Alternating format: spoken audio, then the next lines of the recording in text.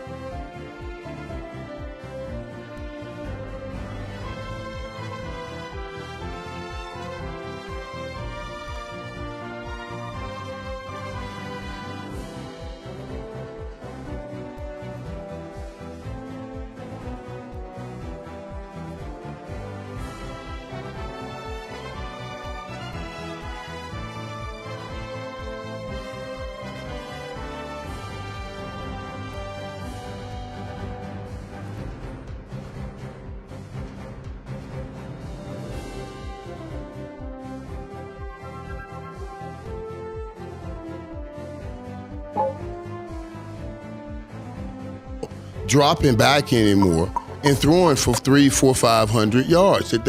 We've skirted that now. That's gone. The man has to play quarterback the way he plays it. And some of those throws that you see him throw, he's not going to have the arm of a Joe Burrow. He doesn't have that. He doesn't have that arm. But Joe Burrow doesn't have the things that he has, his assets too. And they're great assets put in the concept of what they're doing.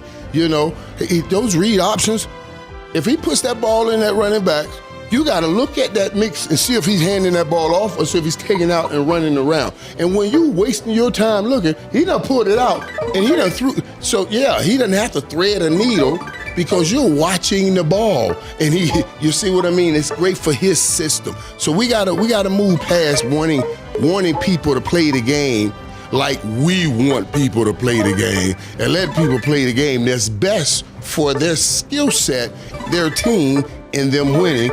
And he is certainly doing that. I don't think Jalen Hurts is playing any different than Russell Wilson used to play when he was at Seattle. He was surrounded with a lot of weapons, and he was just getting the job done. I don't know why it's so different when it comes to Jalen Hurts, because he's doing the exact same thing. He's running the ball. He's passing it when it's necessary. He's just playing smart, and he's not getting in the way of his team. Sometimes you're loaded with so much talent that you get in the way of the success of the team, trying to prove you can play, when really, to be a champion on this team, we just need you to do X, Y, and Z.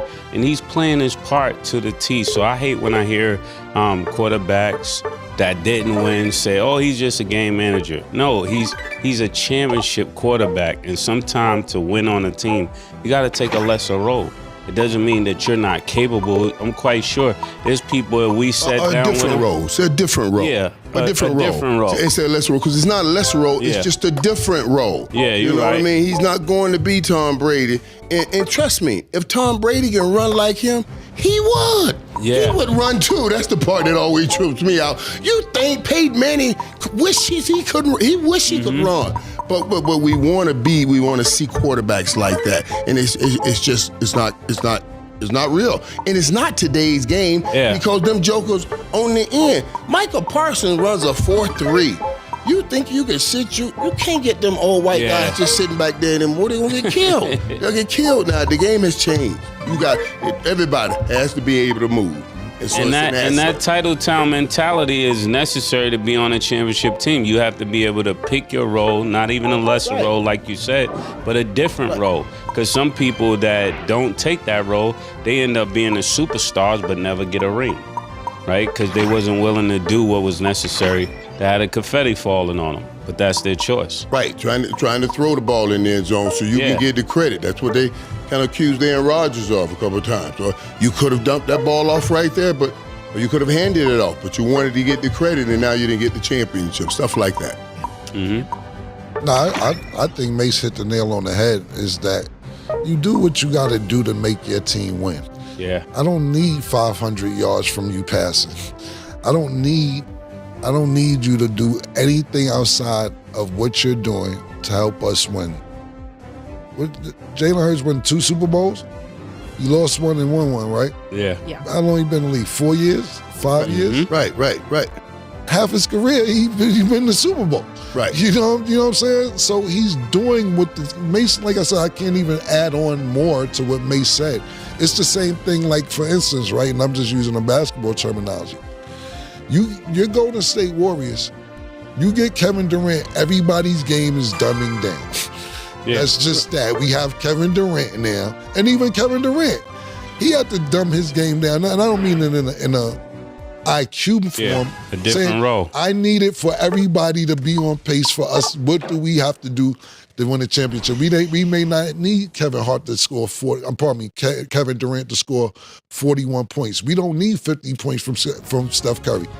You get us 22. Draymond, you get us the 14 rebounds. I may only need 11 points tonight. But you knew who was going to win the championship because everybody played their part. And I think that you're 100% Mason, even though I don't really like agreeing with you much. But I just think that everybody plays their position on Philadelphia. Yeah. You even look at Saquon Barkley, you know, he hasn't had a breakout game this season, but he's doing what he needs necessary for them to win. 22 carries, 88 yards. This isn't how Saquon started last year.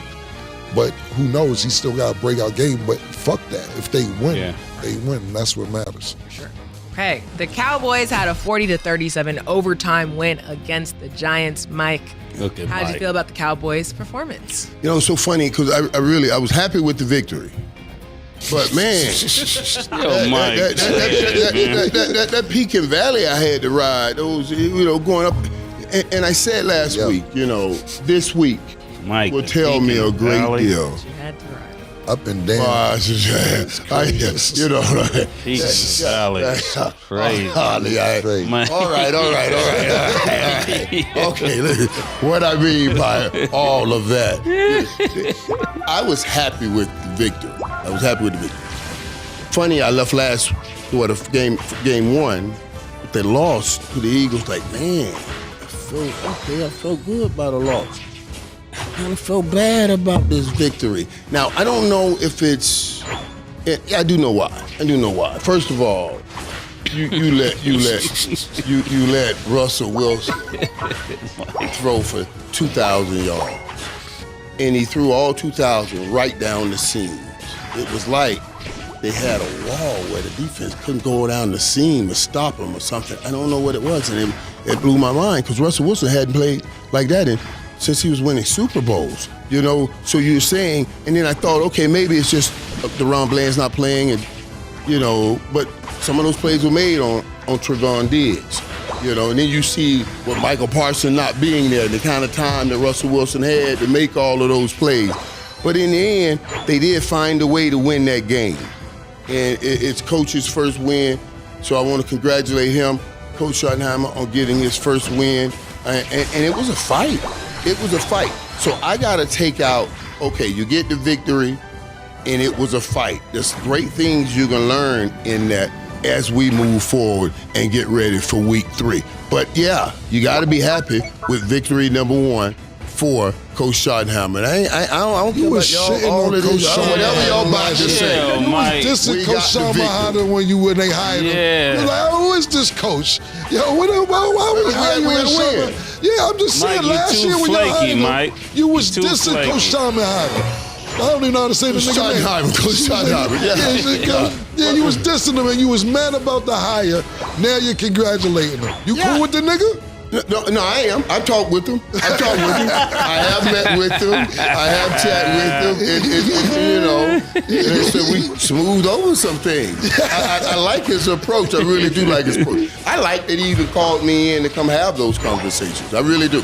You know what I mean? And he talks about wanting to bring people around and not make it so much where we're competing, but stacking on one another. So I do like that approach because he's pulling yesterday in and saying that this is the standard. We don't want this to hover over you guys, but we want this to be the standard. So I like how the Cowboys got a standard, Mike. Yeah, they got a standard. I said it a long time ago. What's the standard, Mike? Because I don't know the standard. What do you mean, what's the standard? The standard is what Drew Pearson did, what I did. What do you mean? Oh, okay. So we're trying to get to the standard. Mike, they ain't never been at that standard since y'all left there, Mike. Yeah, you look like y'all about to go in that kind of a spell. So I don't know why you're on me right now. You better figure out your own thing. You're about to hit that same kind of spell right now. That's what you look like.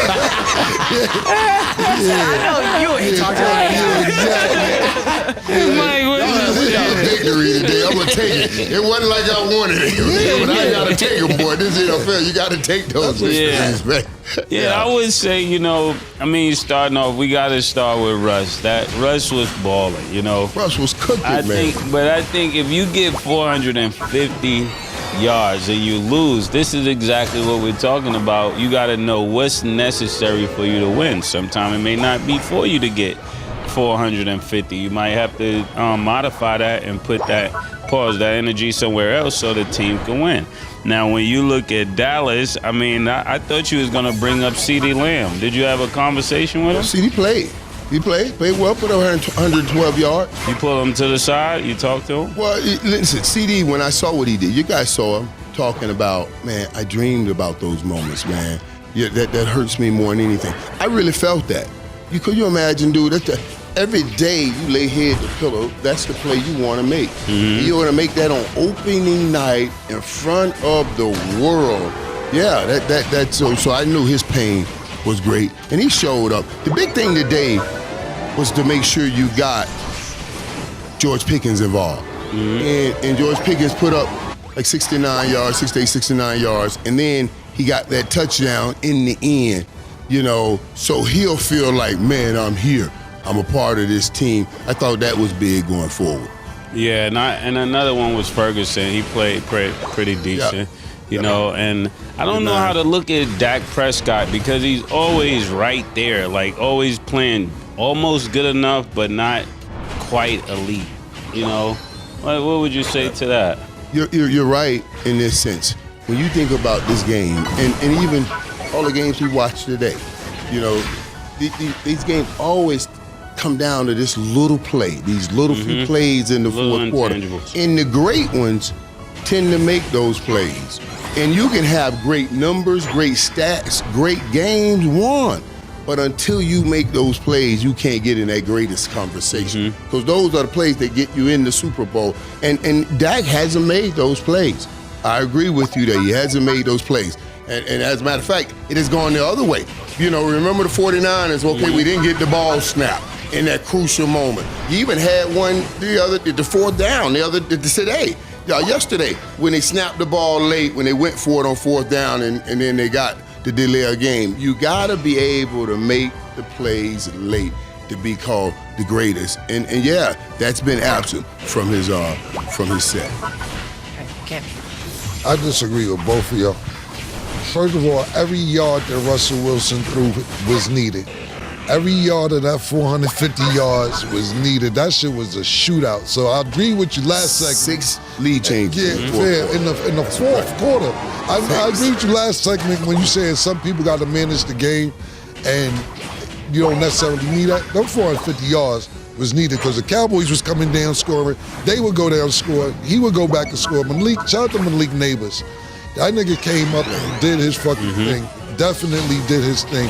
And I want to give Russell Wilson a shout out because you can start with me. We was playing with your name, of course. If you want to tell me shut the fuck up, you can DM me. But I'm going to take full accountability that I was the first one last week playing with Russell Wilson's name, talking about, I don't know if he had a good game since Sierra. He been with her. Has he won the Super Bowl since he been with her? Niggas now, don't get me wrong, Giants fan, Nick and all y'all niggas, I don't know, Jackson Dart might need to play all week. Yeah. Niggas saying that Russell Wilson was 3 seconds from losing his job. I think this game solidified him for at least 3-4 weeks after what he performed yesterday. Now listen, man, you can sit here and say that the Giants lost the game, and they did, but it was not Russell Wilson's fault. Now, overtime is Russell Wilson's fault. He threw an ill-advised interception. But what the fuck is the Giants secondary is the worst secondary in all of football at any level.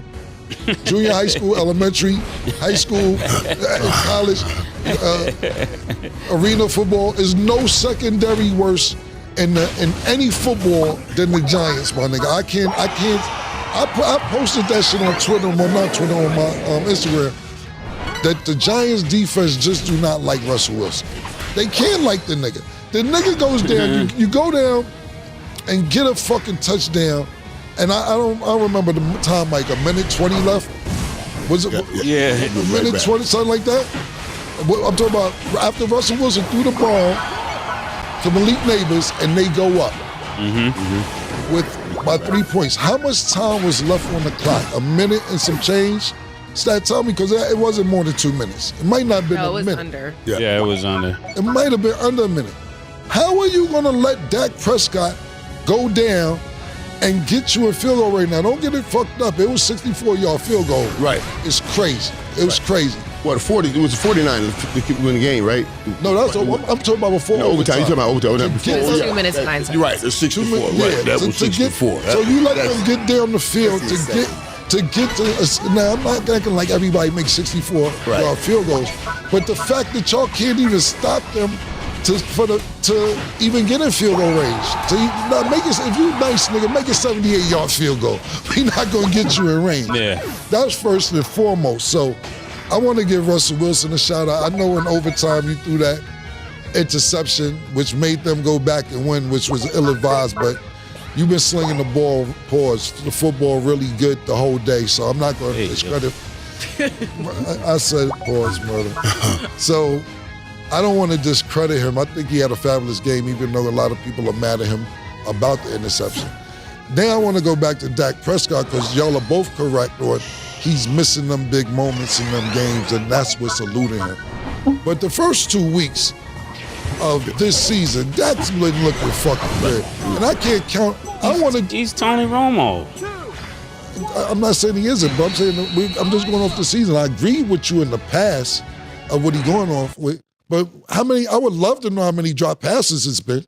It's been several drop passes. I want to almost say it's been double digits in drop passes in 2 weeks. He putting the ball in niggas' hands, pause, and then niggas is dropping it. What do you want him to do? And I'm not the biggest Dak Prescott fan in the world. I'm not going to say and act like I'm a fan of his like I am Josh Allen or Joe Burrow or Patrick Mahomes. But the fact that he's balling this good the first 2 weeks, I was very impressed last week. I was very impressed yesterday. I was like, yo, I can't really hate on him as much as I want because I don't got no problem spewing cowboy hate. You know what I'm saying? But he looked really good and niggas is dropping passes. CD, like you said, CD Lamb sitting there talking about just the shit I dream about. Well, wake the fuck up. That's the ball, nigga. Get on, man. Come on, my Man, nigga. CD had 112 out there today, Listen, man. he ain't had more than Malik Neighbors. Yeah. Malik Neighbors had 167. Yeah, he about to be Then number when Del 2. Robinson had 142 yards. The Giants look good. That defense looks suspect. And I was waiting to come in here today because, like I was telling niggas murder, you lost. And I was going to do the gritty across this shit on because our quarterback got hurt and we still won. Right. But Mike saved the day for the panel up here that everybody steamed it. Get us in there. Indeed. Get us Well, in y'all, there. that is all the time that we have for today. Mike, it was That's a it. pleasure Mike, to thank you so Mike, much, thank you, man. man. We really Oh, man. appreciate you. Wait, let me just say this before I go too now. The Cowboys got better because we did sign Jadeveon Clowney yesterday. I want y'all to know that. I got to throw that on in there. I know I was kind of humming. But on the because if he give us anything that Michael Parsons took out the door, I'm telling you. God, What we needed, what the Cowboys needed was to get some more pressure on the quarterback. And I don't know what he's been doing, but he can help us get there. So we just had to put that. Hey, yo, listen, first Okay, of we all, can say no goodbye disrespect. Clowney was good 102 years ago. He was a free agent. That's how you got the nigga. Nobody signed him. Y'all like, yo, what Clowney doing? Where that nigga at? You gonna get He ain't 7 doing 8. nothing? He can go get 7 8 sacks. Clowney gets he uses what he does. He just want to dip in, give him something, and get out. Like he doesn't want to go through the whole process. Every team, he'll come in, he'll sign. Because sacks is so valuable, they'll give him 8, 9, 10 million a year, and he'll give him 8 or 9 sacks. But he wants to come in after week 1. He doesn't want to go through training camp. I knew something was when one time I heard him say, yeah, my mom and my lady told me to get up and go work out. I said, ooh. Yo, murder. If they gonna tell you to get up and go work out, then you got some I was self-motivation. a Clowney fan years ago. I remember him. He's a freak of talent now. Listen, I remember him in college. They made him sit down. They said, nah, you're going to get hurt. You're going to be the number 1 pick Right. in the NFL. Listen, freak, you don't man. even need to play. But if Murder, I'm asking you, man. If he wasn't signed at the beginning of the season, Mike, I'm not going to argue with Mike because Mike know better than me talking about he don't want to go through training. Yeah, I'm telling you, that's what they do. That's what he does. I'm not saying He done he don't. stack some money now. Well, I'm saying is this, Murder. It sound like nigga was... Niggas say, yo, find the nigga. Nigga was at the White House. Mike. Yeah, Mike. Mike was at him at the White I House. hope he comes in there and play like them jokers that hung out at the White House. I hope he does do that. I hope he does do that. Yeah, it'd be good. Well, again, Mike, it was a pleasure to have you. You can talk Yeah, your shit because you appreciate won, it. so I know you're real happy, and I love that for you. And we're so glad that you were able to come in studio. man. Hopefully Yeah, for more real, Mike. things will happen. We for gonna sure. do this. Back more, man. Yeah. We will. I just got Miller spot out here. I ain't need to tell everybody that, but I guess I just did. Yeah. So you know what I'm saying. We'll be around. Me and my assistant. You know, we'll be around. Me and my Amazing. sister will be working. You know. love it. Yeah. Thank y'all for watching, and as always, it is what it is.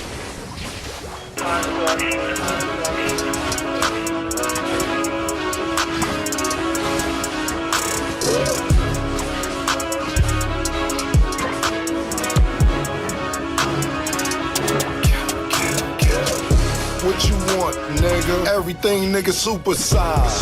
2 Big Macs. Like when they doing them 2 for $5.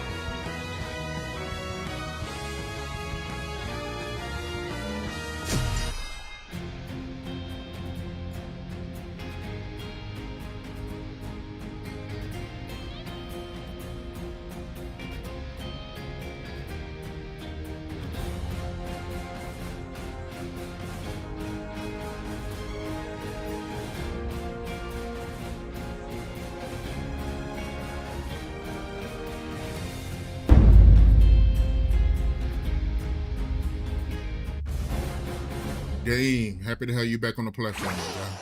I'm happy to have Teeth. Good to be here. I haven't seen you in a while. Actually, it's been about a month? You was at the ranch. Yeah, that was about 2 months ago, right? Yeah, a lot's happened since I last spoke to you, but it hasn't been that long, actually, to be honest. Yeah, it's been a little bit over a minute or so. But yeah, your teeth, man, they look real good, man. They did a real good job, man. Yeah, I had no choice, you know. All the implants in my mouth broke, and they had to take them out. And then they had to put new bone. And because the new bone, most dentists, the way they were doing it, didn't want to put any denture or anything. My option was to walk around with no teeth for 6 months, and I was like, I can't do that, not no teeth, you know? It's like, if you could imagine not having teeth in a lot of the way that, you know, you promote your family office is by talking. And I couldn't do any of that with no teeth. It just wasn't the proper reflection of my family office. But I'm also knowing that I'm gonna walk around for, you know, they wanted 6 months, but whatever it was, the first 2 weeks, I can't even eat. You know what it is to not have no top teeth at all? And it's not, and again, it's not because of money.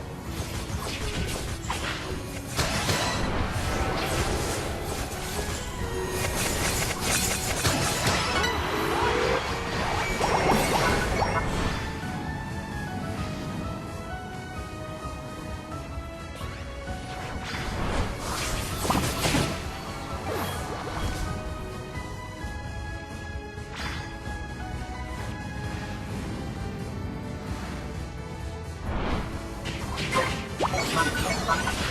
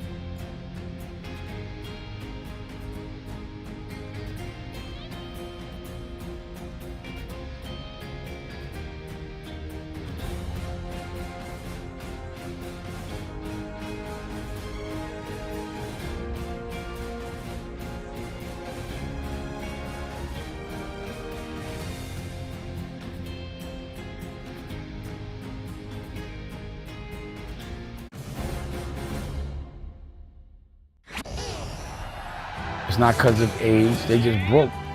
But the thing is, you know, because my dentist, Dr. Rapper, he was talking to me, because I had to go to another dentist that put me to another surgeon, and this dentist, Dr. Mack, made the denture a special one that I could wear over the gums and put the diamonds in it. So I had to get like a specially made denture. But to get to the denture, I couldn't eat. I still really can't, you know? Because I have no top teeth and everything was healing.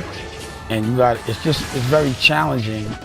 And sometimes it's hard to know that you're gonna go through that and just do it, knowing that you're gonna be, you know, out the game for so long. But I wanted to take care of everything at one time. I don't like to do a little pain here, pause, a little pain there. I like to just knock it all out, heal up, and get going. Rip the Band-Aid.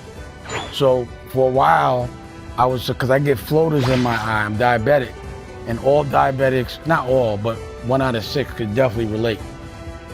You get floaters in your eye and the blood it's like having veins all over. It looks like, you know, blood just floating around, and it takes, because of this gel in everyone's eye, everyone has it, it takes a while for it to dissipate. So it just floats around in your eye. I had blood in my eye for like 2 years, and it keeps happening, and in between that, I had to get shots in my eye. The shots don't really hurt, you don't feel it, but the concept sucks. So the only way to just get that to stop happening was to eventually move the fluid. But then I couldn't fly for 3 weeks, and just, you know, a lot of stuff, anesthesia. So I was like, I'll just get it all done at one time. I'll file, and then, you know, get ready for the big, you know, everything that's about to happen, that you're about to witness. By now, you might have already witnessed some of it, but trust me, it's not gonna stop. You like the diamond?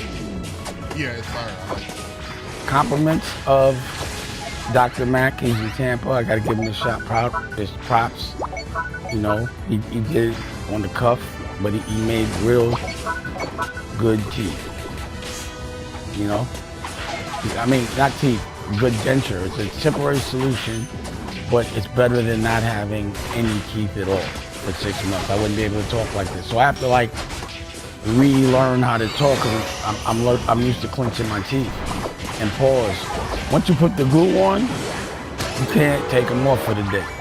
But when I don't go out, I don't have them shits in at all. But a denture, I never really had a denture before. It's like a whole mouthpiece over. It's a lot. So I don't really enjoy the feeling, but it's better than the feeling of no teeth. You know what I'm saying? They did a real good job. But I want to ask you about some news that's going viral. You follow for bankruptcy. Is there any truth to that? Oh, it wasn't only viral. It was in People Magazine, page 6.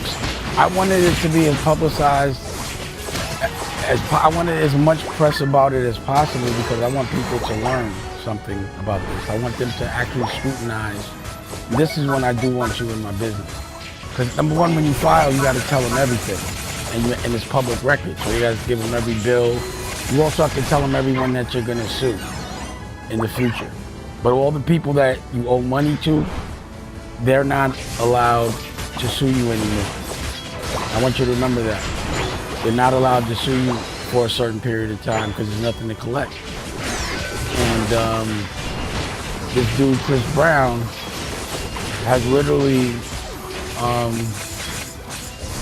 to me, what he does is he does this muddy waters. He muddies the waters a lot because he's a lawyer and he's intelligent. You're not going to take that from him. But I think he's dumb because he just wasted a lot of time. Allegedly, I don't want to catch another lawsuit. Even though I can't get sued, I got PTSD, I think. But what was happening was he was going from state to state. Well, actually, I shot a movie, and I'm doing this short for equity. After I shot and edited the movie because of a disagreement, Muddy Waters, the disagreement was another movie that we started to shoot. He was paying the editor.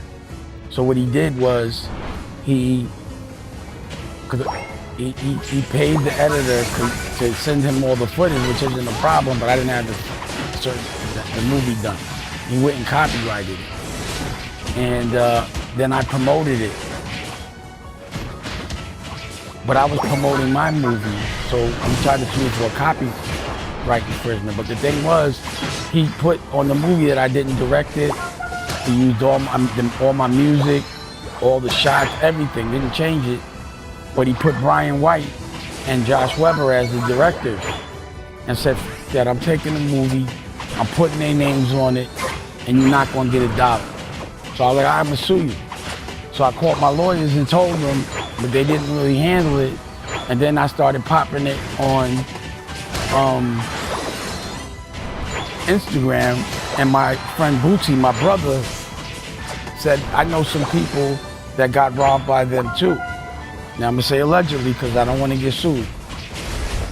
And one of them was a child that worked that didn't get paid, and it was some of the people that were involved, but not Josh Weber. So I said, Josh Weber, y'all robbing kids, boo boo boo. Again, allegedly. And I posted it, so they sued me for a copyright infringement because I promoted the movie, and they sued me for defamation. They didn't win a lot of money for the defamation, but between Josh and him, it was about $800,000. But really, for what they went through, it was legal fees. Now what they did was they knew I was going through something with the child support, and I had 2 warrants in New York. The whole thing was shot in LA. But because before we left, the last trademarks or whatever, our business was set up in New York, they were able, and he had a house, apartment in New York. He didn't live in New York. They were able to do the lawsuit in New York, but they knew I couldn't show up to court because I had 2 warrants, so they thought I would default. What they also did, allegedly, was they got Claudia Jordan and Brian White, and they had a meeting. They tried to get Columbus short, but I gotta give Columbus his props. He was thorough. He allegedly, I'll say allegedly, but he was thorough for that part. Because he called me. He said these guys had a call, and they said that they're gonna send new clearances, pay everybody money, and say that they directed it, and collectively they're going to say certain things. And so Claudia Jordan took the bait, and Brian White did. Me and Brian White, I got the text, allegedly, but I got the text. We went back and forth. I couldn't believe he did it because I treated them so well. And the thing about it is I take every second, because you know me, I take every second of that movie. I take every second of the making of the movie. Every second of the editing of the movie. That took me 2 years to fucking edit. A lot of work because it's my creative process. I have the editor come to my house and I edit with them. And Josh, I'll say allegedly, but he was my assistant director, my AD. But he's a white guy. And he just admired, from what I saw, me. He wanted to be me. And from observing me, you'll learn a lot of clever tricks. And it's that thing that everyone does. I understand how the devil was created. He hung out with God. He saw how God was God, thought he could be God, then tried to take God out, even though God taught him everything he knows. So I understand that because it happens all the time. But I think he was so envious of me. And I have footage of him doing everything stupid on the set, slowing us down, being a little inappropriate, allegedly, with women, my staff, interviews. I got so much footage of this, and I can show it. And Claudia came into the trial. I wasn't flying a bunch of witnesses to New York. Well, let me back up. So through the thing, I missed the depositions, and finally they were like, if you don't come in for this deposition, you're gonna get a warrant, or you get a default. And I think a warrant, probably. I think a default though. And I wasn't stepping in New York until I had the money, and I owed $1 million, so I paid it. But the thing is, when you have two, but he didn't know that. If you have two court, if you have like a warrant in one court and a warrant in another, if you go, even if you pay it, they'll take you. They could, they don't have to, because what happened is I went to the first one. They were like, "Cool, you paid it," and then the cops were there. So when they called them and told them I was going to be there, they had the homicide squad there. It was crazy. So they took me over to the Bronx. Bronx was like, "He paid, let him go." But that person, Chris Brown, thought that I wasn't going to be able to pay. And I think you've seen the deposition. Can you imagine somebody trying? Because if I wouldn't have had the money, I would have went to jail and I wouldn't have came out. I would have probably had no bail till I paid it. I've seen that happen to a lot of people. So he really wanted me to go to jail. And then it backfired. And the next day I got to sit with this man in front of him. So, I wanted to pause old school rules, but I can't, it's not legal. But I was hot. So you should see the deposition. He puts the deposition on TMZ. He does it, allegedly, because how else could it have got there? And I got it made the judge mad. But either way, Claudia Jordan, the trial comes up. Claudia Jordan shows up, and allegedly a lot of false testimony. But then also another project that's similar to that, E.W. Brooks, and I don't even feel like telling the whole story, but it was the same exact situation, copyright. I don't think it was a defamation, but whatever it was, and Chris Brown was also that person's lawyer. So now what happens is Claudia Jordan testifies, lies allegedly on this trial, and then all of a sudden she's starring in the movie for E.W. Brooks, and Chris Brown is the lawyer. And then we find out that allegedly that Josh was the one that called E.W. Brooks and said, "Do you want a law? You want to give a law?" So basically what it looks like is happening is, allegedly, is that Josh is going around telling people, "I'll do a free lawsuit for you if you make shit up and you can win this much money, and collectively we can get a lot of money and we'll all work together." It doesn't sound legal to me. So I was like, let me let them play this all the way out. So, and then I start getting lawsuits all over the country, random stupid lawsuits, a lot. And all lawyers, Chris Brown's the lawyer for everyone. So what was happening was, because I had that judgment, I lost the case, $800,000, but collectively, they tried to sue me collectively for about a half a billion dollars. 500 million, 200 here, 100 here, 50 there. They only won 800,000 collectively. That's not even legal fees. But what he was doing was affecting the family office. So every time I would promote something for the family office, he would send a letter saying that I owe him money. And with big corporations, they don't play that. Once you get a legal letter, they just shut you down. And with my family office, it's all startup companies. So that they're not making money. Every single dollar has to go to buying more things, making more content, just business, acquisitions. But at some point, because a regular business usually takes about 10 years to be profitable.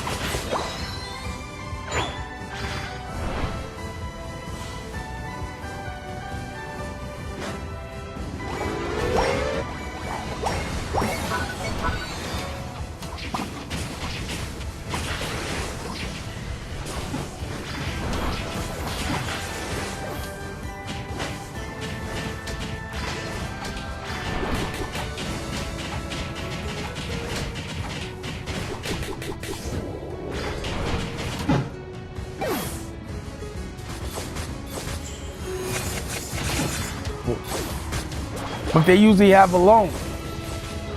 So the bottom line is I filed because I was gonna pay the government, but when you owe $20 million, you can't pay $20 million from a job. You made the $20 million from selling a company. So the only way I'd have been able to pay that $20 million was to catch a lick. I had to start a company and sell one.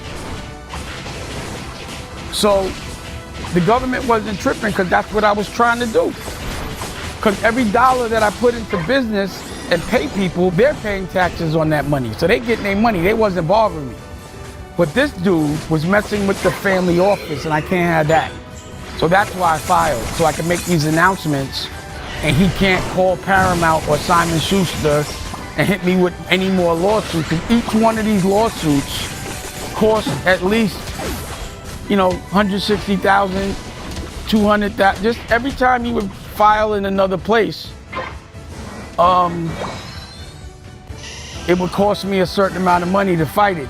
Even if you win the motion, you still got to pay the lawyer. And he knew that. So I'm looking at everything. And in the lawsuit, it says, who might you sue? Every single person that was there, because I want to know, because that just doesn't sound legal. I said legal because it sounded, because it feels like it could be a RICO. I don't know. But I want to find out. So I'm doing everything I can to see if this is a RICO. And if it's not, I won't try it, but I just don't think that. It just looks like the state to state and all the repetitive stuff and all of the benefiting from it. Those sound like RICOs to me. You know, civil, allegedly. But they're on the list. So that's why I filed. Now let me ask you a question. If somebody gets a $150 million loan, do you consider them rich? So that means they owe 150, right? Exactly. You got to pay that money back. So what most companies do is they get loans for like $200 million. If any one of the people that you consider a billionaire has a $100 million loan that they haven't paid back, like, then to me, they got to work that off. It doesn't make them rich. It means you got a lot of money and a lot of work to do. And this is, to me, the more debt you have, the broker you are. But people look good spending other people's money, but they be broke because it's other people's money till they work it off. Is that logical to you? Absolutely. I have no debt. So if a billionaire has $150 million of debt and I have none, I got more money. I have no debt. Now this is what happens. And people wonder, and this is why I got out the music business. The only way to really, because that's how they keep controlling you, by giving you more money. The more money they give you, the more control they have over you. So somebody gives you $150 million, you have to do whatever they tell you to do until you work that off and you lose all your power. I don't want that debt. I don't care. You're not going to loan me $200 million to do a company that's probably not going to work out so that you could tell me what to do for a certain amount of years. That's what independence is. Real power is having your own money.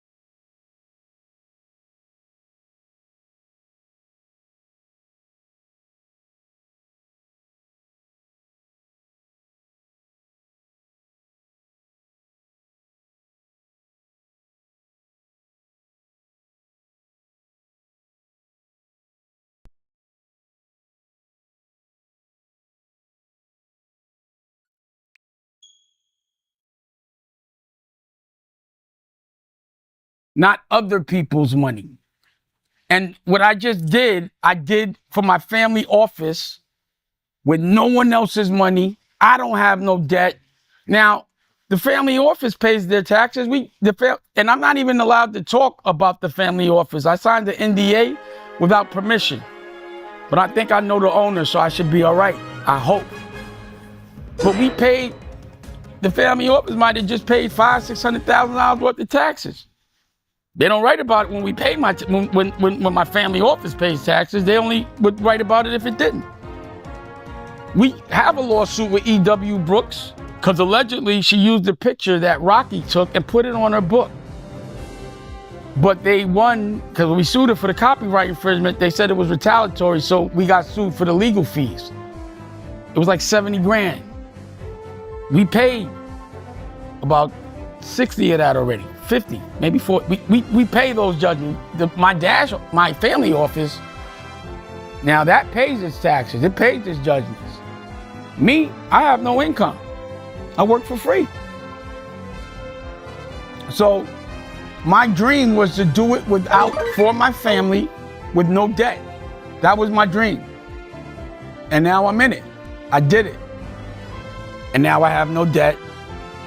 The family office doesn't have any debt.